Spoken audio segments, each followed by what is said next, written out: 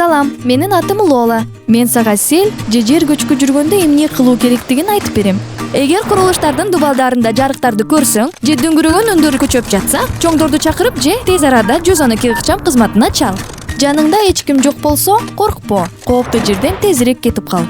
Убактың болсо жарыкты, газды жана сууну өчүрүп, терезелери менен эшиктерди жапсаң болот. Маанилүү документтерди, тамак ашты, сууну жана кийимдерди гана алып, өйдөрөөк жерге чык. Үстүңкү кабат же табиатта болсо, аска же дөң болушу мүмкүн.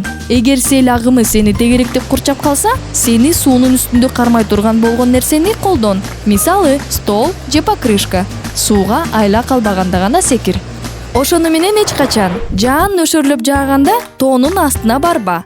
Жер көчкөндөн кийин имараттарга чоңдорсуз жолобо. Жана эсиңе тутуп ал. ÖKMге кабар бер. Үйдөн чык, жогору жакка чык.